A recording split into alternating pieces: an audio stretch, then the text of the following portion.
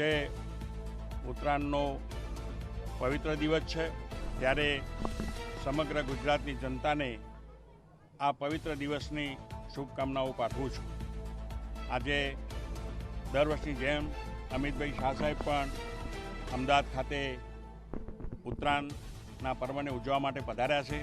ત્યારે પતંગ રસિયાઓને તેઓ ખૂબ ઉત્સાહમાં વધારો કરી રહ્યા છે.